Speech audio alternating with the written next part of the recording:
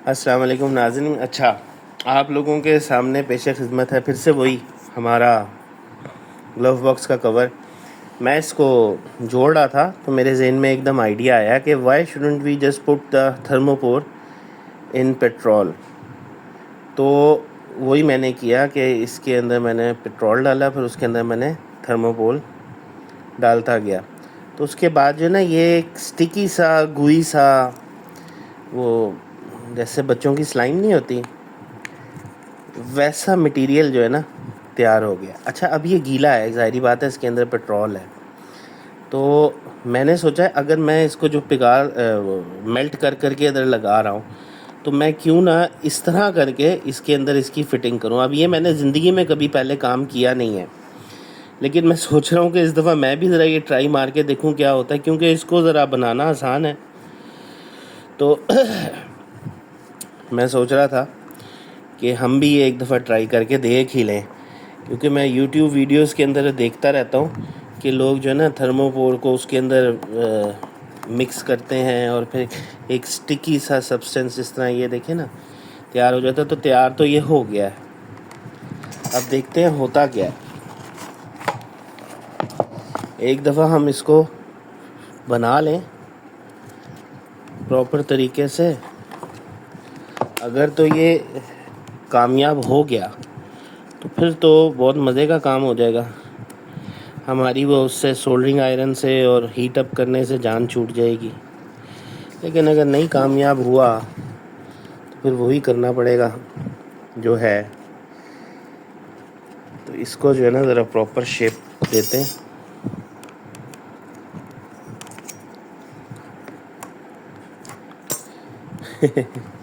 Nice, shape तो बड़ी अच्छी दी जा रही है।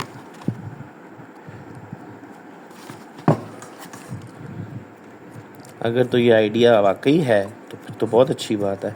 मैं इसको ज़रा मोटा मोटा लगाऊंगा, क्योंकि इसके अंदर है लिक्विड वो फ्यूल, क्या पता वो सूखने के बाद ये श्रिंक हो जाए।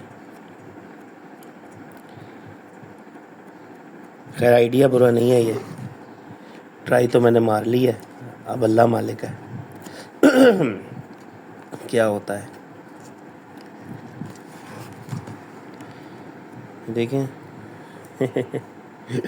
मैंने ये कभी नहीं किया, लेकिन क्यों ना ट्राई की जाए इस तरह के कामों की भी, है ना। थर्मोकोल और फ्यूल पेट्रोल में ये बड़ी अच्छी डिज़ोल्व हो जाता है। हाँ, अलबत्ता ये है कि इस तरह के काम जो है ना ओपन एयर में करने चाहिए, ये विद इन द रूम नहीं होने चाहिए, क्योंकि ये सारी जो स्मेल है ना फ्यूल की वो सर को चढ़ती है। अब तो हम आदी हो गए इस तरह की स्मेल्स के, इस तरह के काम कर कर के। लेकिन मैं आपके लिए कह रहा हूँ, अपने लिए तो हमारी क्या ही बात है, थोड़ा सा यहाँ भी होना चाहिए।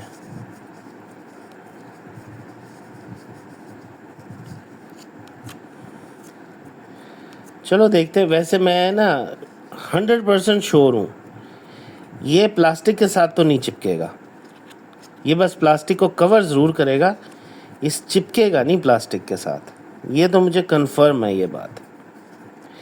उसकी वजह ये है कि इसके अंदर अगर कोई एडहेसिव प्रॉपर्टीज़ होती ना, तो ये मेरी उंगलियों को चिपक रहा होता।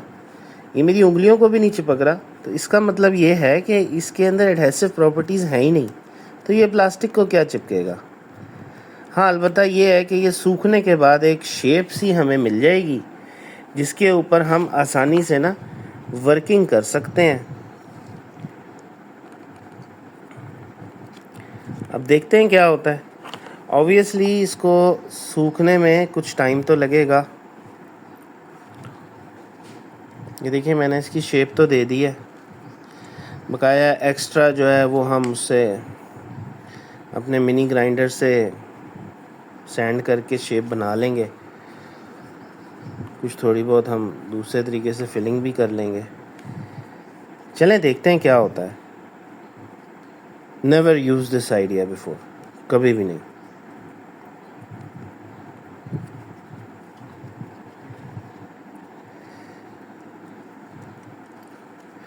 और ये भी नहीं मुझे पता है कितनी देर लगेगा इसको सेट होने में। जब तक पेट्रोल जितनी देर में सब्लिमेट कर जाएगा हवा में उतनी ही देर लगेगी, उससे ज़्यादा तो नहीं टाइम लगेगा।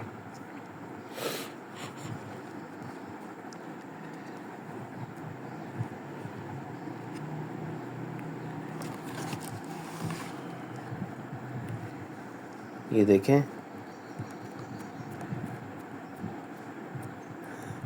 ज़्यादा से ज़्यादा क्या होगा, उतार के कुछ और लगाना पड़ेगा, लेकिन चलो ट्राई तो ट्राई होती है ना। लेकिन अगर ये कामयाब हो जाएगा तो एक बहुत बड़ी जो मेहनत है ना उससे जान छूट जाएगी। देखते हैं क्या होता है।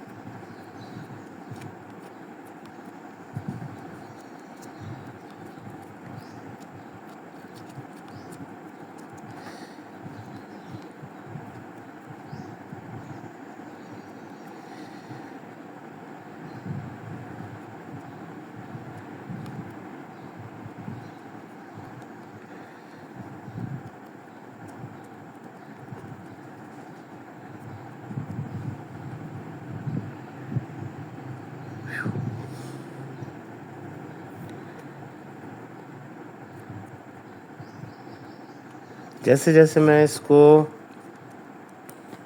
मोल्ड कर रहा हूँ ना हाथों से, वैसे वैसे ये थोड़ा थोड़ा जैसे कहते हैं ना ड्राई भी हो रहा है। जैसे जैसे ड्राई हो रहा है ये अच्छी शेप ले रहा है।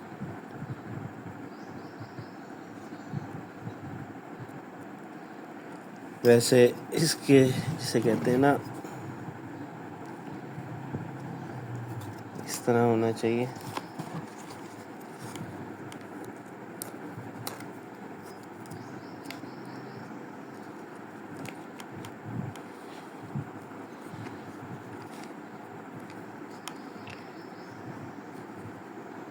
क्यों ना हम इस जगह पे और इस जगह पे ना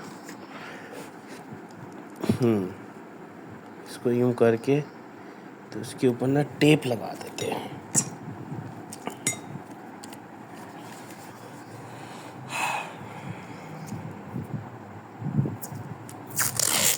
जब तक ये ड्राई नहीं होता।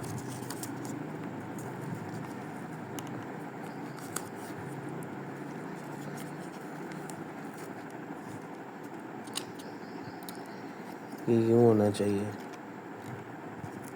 ये चीज़।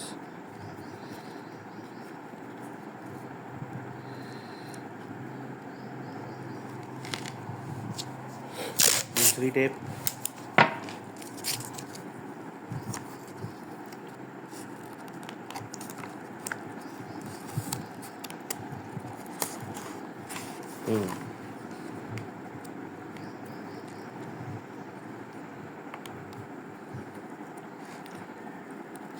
अब देखते हैं।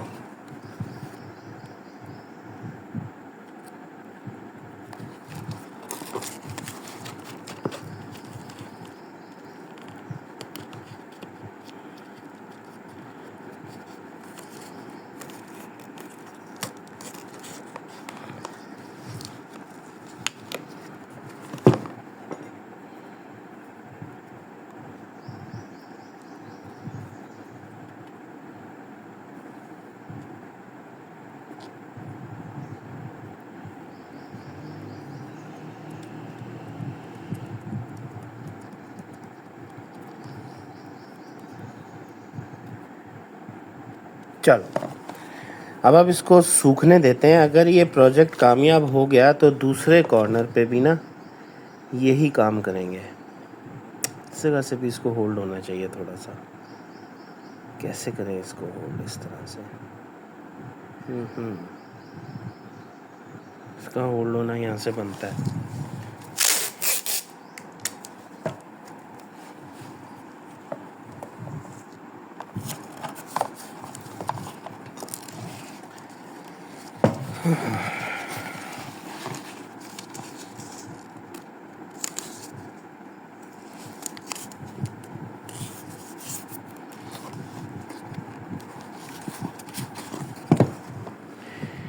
यहाँ से भी होल्ड होना बनता है।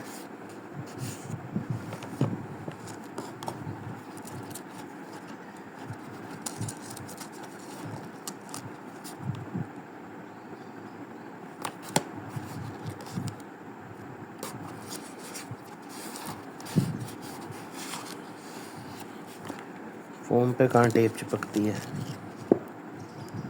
थोड़ी सी ये वाली टेप भी टाइट करनी पड़ेगी। ओहो, ये तो हो ही नहीं सकती ना टाइट, ये चिपक गई है उसको।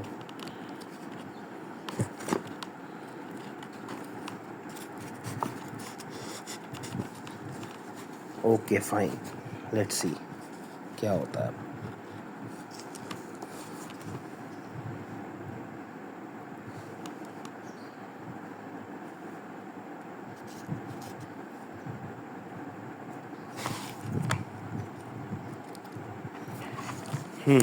चलें, इसको अब ज़रा सूखने के लिए छोड़ देते हैं। पता नहीं कितनी देर लगेगी इसको सूखने में। एक दफ़ा ये सूख जाए ना तो हमें पता लग जाएगा कि ये होता क्या है, ठीक है ना। और अब ये दूसरी साइड पे भी यही करेंगे अगर ये वाला प्रोजेक्ट हमारा कामयाब हो गया, क्योंकि वो जो है ना मेल्ट कर कर के थर्मोकोल लगाना बड़ा ही लंबा काम है। लेकिन मेल्ट करने से ये होता है कि थर्मोकोल जो है वो इस प्लास्टिक में मिक्स भी होता जाता है साथ साथ। इस तरह जो है ना ये मिक्स नहीं होगा, ये बार बार ही रहेगा। मतलब कि हम इसको बाद में ज़ोर से ज़रा सा ज़ोर भी लगाएंगे तो ये बार भी आ सकता है। चलो उसका भी कोई सलूशन निकालते हैं कि जो एजेस होंगे ना उनको हम मेल्ट करके प्लास्टिक के अंदर मिक्स कर देंगे, क्योंकि है तो वो भी प्लास्टिक ही ना, और ये भी एक किस्म का प्लास्टिक टाइप ही कोई सब्सटेंस बन रहा है।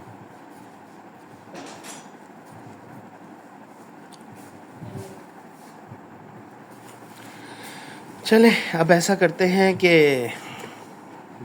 इंतज़ार करते हैं कि क्या बनता है, उसके बाद फिर देखेंगे क्या रिज़ल्ट निकलता है, ठीक है। तो लेट्स वेट। वेलकम बैक नाजरीन।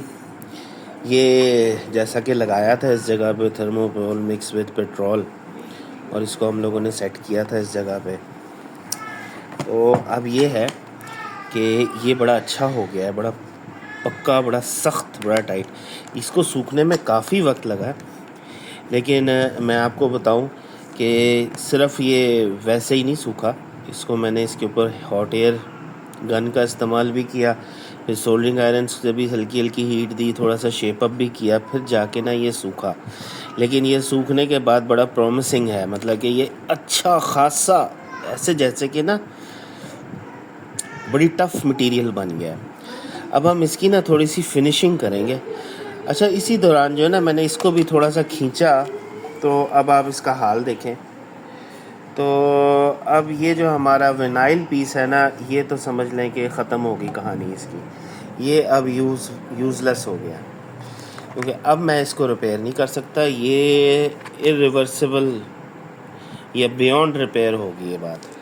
तो अब मैं इसको जो ना काट दूँगा, और यही जो मेरी चॉइस है यही इस्तेमाल करना पड़ेगा। वैसे मेरे पास लेदर है, ये देखें, लेदर ज़रा दूर पड़ा हुआ था तो मुझे ना श्योर नहीं था इसका टेक्सचर कैसा है। तो इसका जो टेक्सचर है ना और इसके टेक्सचर में बड़ा फ़र्क है। ये प्योर लेदर है, and I don't know how it will behave on this. मुझे इसके बिहेवियर नहीं पता, इसका तो मुझे पता है ना, क्योंकि ये तो मैं बहुत यूटिलाइज़ करता रहा हूँ जगह जगह पे। तो ये एक तो बहुत ही मोटा होता है, ऊपर से मैंने कभी इस्तेमाल नहीं किया। ये मैं लाया डैशबोर्ड के लिए ही था, डैशबोर्ड के ऊपर टॉप पे लगाने के लिए। लगाऊंगा भी ज़रूर, लेकिन मेरा नहीं ख्याल है कि इसको इधर यूटिलाइज़ करना चाहिए। इधर हमें इसी से ही काम चलाना पड़ेगा।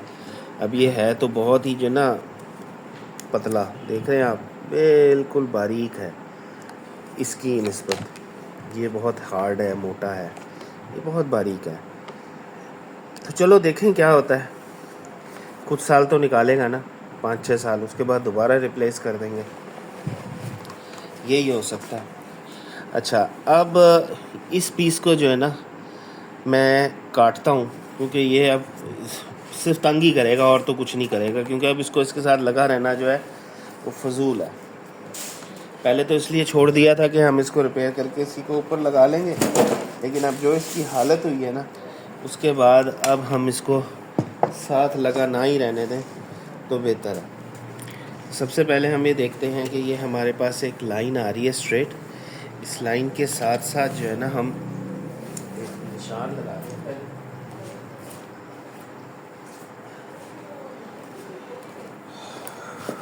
उसके हिसाब से जो है ना हम इसको काटेंगे।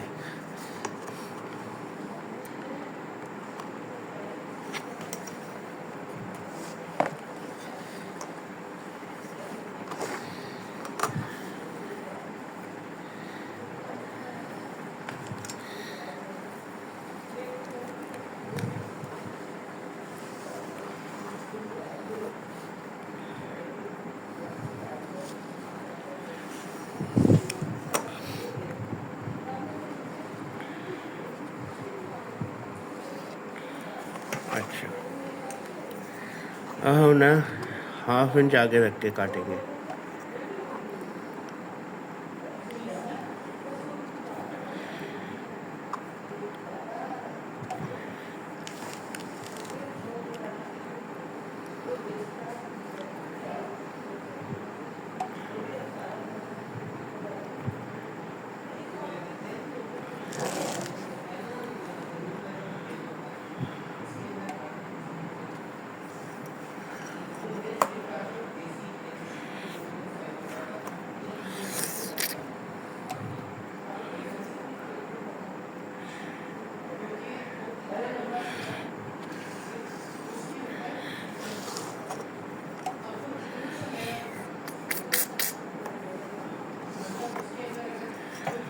हाँ ठीक है,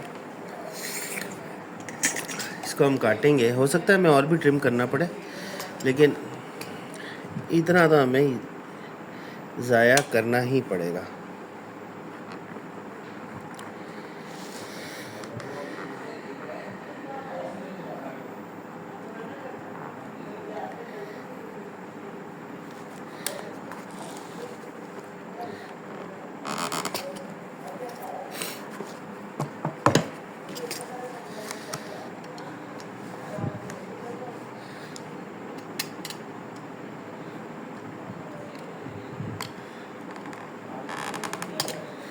अच्छा जी, चैप्टर क्लोज इसका। मज़ीद अब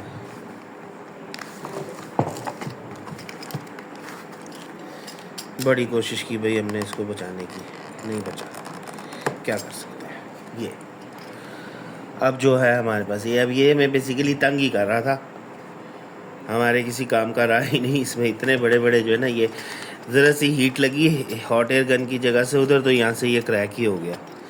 तो अब ये इसका जो है ना, खैर मैं इसको रखूँगा संभाल के, क्योंकि ये जो टेक्सचर है ना, मैंने ये कॉपी करना है और इसके साथ का टेक्सचर मैंने ढूंढना है, अगर मुझे मिल जाए ज़रा मोटे मटेरियल में। प्लस इसको काट के गाड़ी के जो दूसरे एरियाज़ हैं जहाँ कोई प्रॉब्लम है, वो हम उसको यूटिलाइज़ भी कर सकते हैं, इसी कोई छोटे छोटे पीसेस।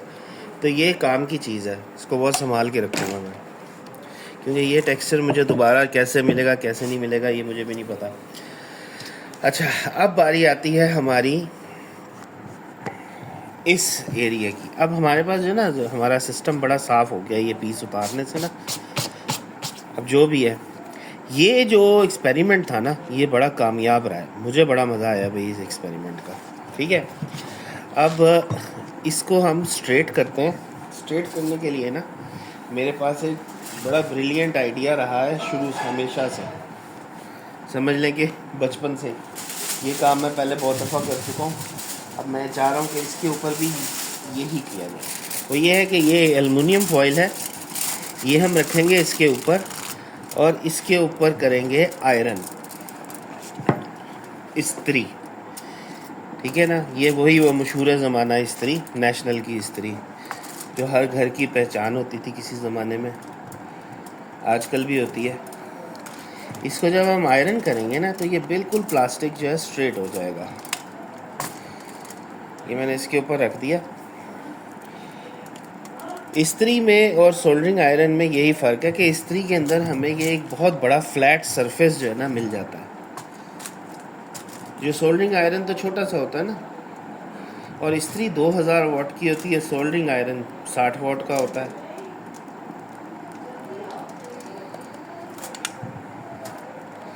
हाँ, अलबत्ता इस्त्री उस तरह गर्म नहीं होती जिस तरह सोल्डरिंग आयरन गर्म होता है, तेज़ होता है सोल्डरिंग आयरन इस्त्री की निस्बत। लेकिन ये भी बड़ा अच्छा काम दिखाती है। एक तो उसका वेट होता है, हीट और वेट, तो ये जो सरफेस है ना उस पर इक्वली डिस्ट्रीब्यूट करती है, इसलिए तो कपड़े इस्त्री होते हैं। और आयरन इसलिए तो वो स्ट्रेट होते हैं क्योंकि इसका वेट होता है और हीट देती है ये। अब देखते हैं। अच्छा, अब इसको सब ठंडा होने दें, वरना ये थोड़ा सा इसके किनारे पे भी इसको मारें। अब ये आपको कैमरे में ना सही तरह नज़र नहीं आएगा, लेकिन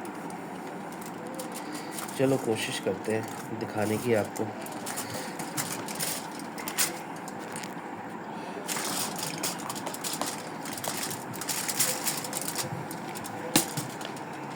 इस जगह पे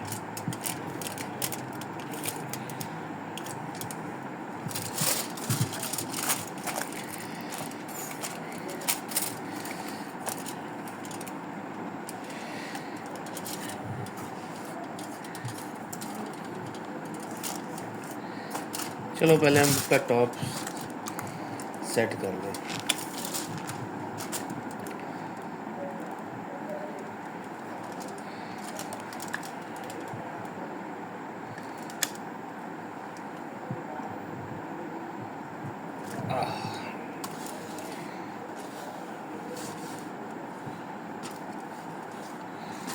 मुझे लगता है कि रिक्वायर्ड जो चीज़ थी ना वो हो गई है। इसको इधर रखते हैं इस्त्री को, और अब देखते हैं कि हमने किया क्या था। इसको ठंडा होने दें, बहुत गर्म है।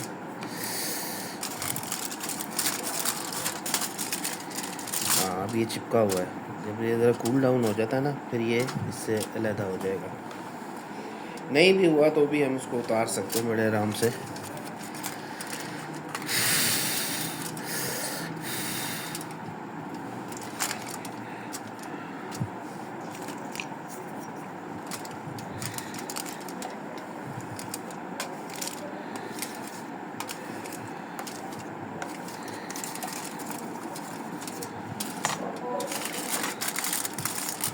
ये देखिए, ये उतर रहा है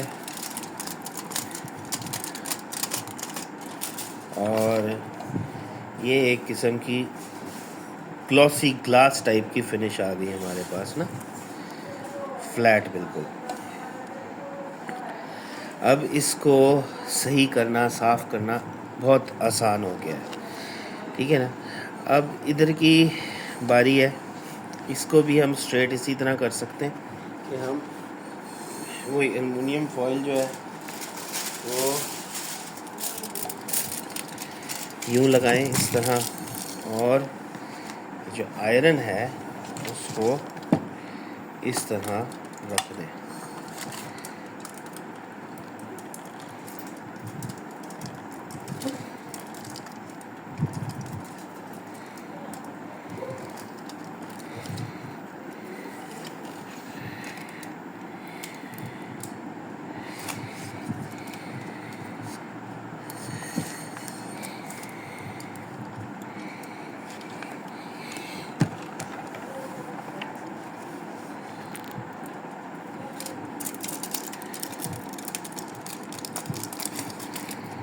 ये काफ़ी हद तक सीधा यहाँ से भी हो गया है।